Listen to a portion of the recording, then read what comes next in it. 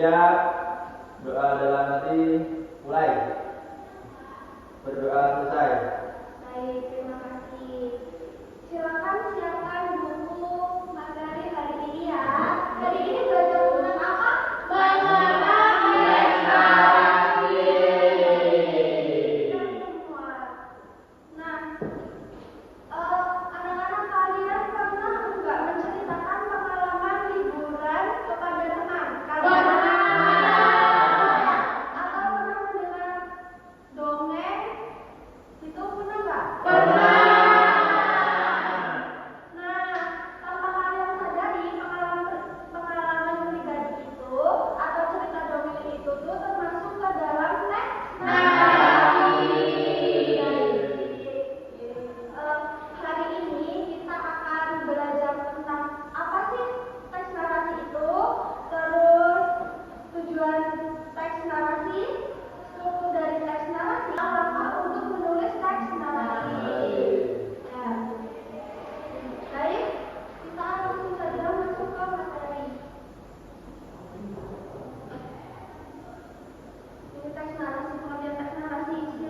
Mbak Anin silakan bacakan tentang pengertian teks narasi. Teks narasi adalah teks yang menceritakan suatu peristiwa atau kejadian secara runtut sehingga pembaca seolah-olah mengalami sendiri cerita tersebut. Nah, ya, jadi teks narasi adalah susunan peristiwa atau kejadian yang diceritakan secara runtut agar pendengar ini seolah-olah merasakan pengalaman atau yang telah terjadi itu. Nah, yang kedua itu contohnya nih, tadi kan Ibu udah bilang ya, ada di dongeng, terus cerita pengalaman pribadi, terus ada cerita inspiratif dan cerita liburan. Baik, tujuan dari teks narasi.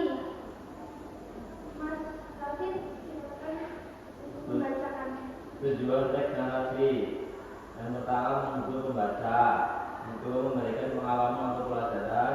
Yang ketiga menyampaikan suatu peristiwa secara runtut. Ya, jadi tujuan teks narasi itu ada 3. Yang pertama itu untuk menghibur, yang kedua memberikan pengalaman, dan yang ketiga menyampaikan peristiwa secara runtut. Nah, struktur teks narasi ada berapa? 5. Ada 4. Ada orientasi, ada komunikasi, ada solusi, dan kode.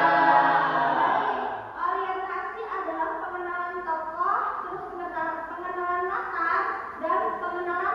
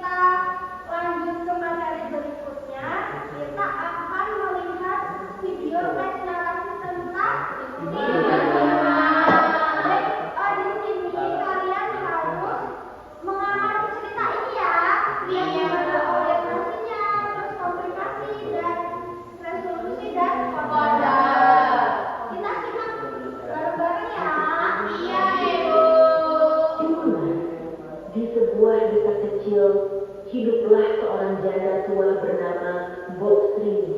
Aku bisa memberimu seorang anak, tapi kelak serahkan ia padaku. Ia pergi menemui seorang kakek cenayang bijak. Sang kakek memberinya sebuah kantung berisi biji timun dan kerapi.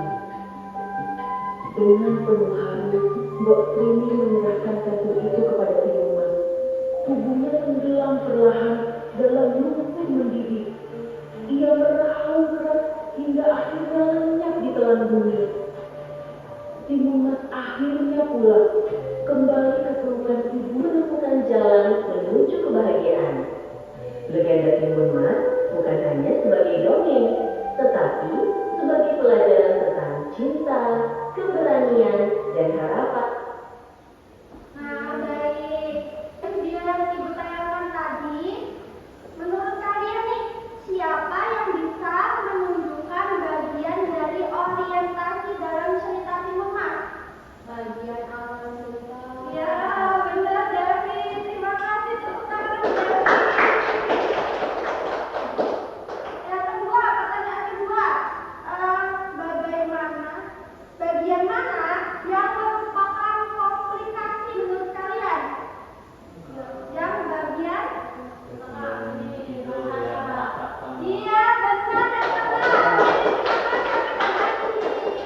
Nah, yang ketiga, menurut kalian bagian mana yang menunjukkan resolusi atau penyelesaian? Ya, Bu, Mas Firman, silakan. raksasanya di dalam bumi. Iya, benar. Nah, yang terakhir nih, tadi kan kita udah bercerita, udah materi tentang koda. Nah, jadi apa pesan atau koda yang dapat kita ambil dari cerita Timumas ini?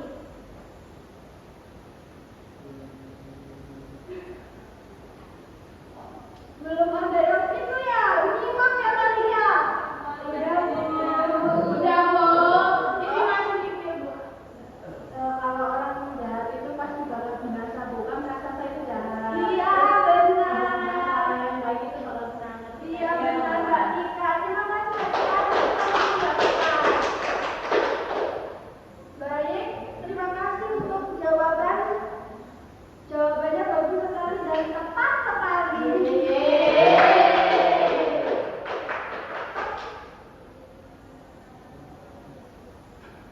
Nah, setelah kita tadi melihat cerita dari Timumas atau dongeng dari Timumas, kita memasuki materi selanjutnya yaitu langkah-langkah menulis teks narasi.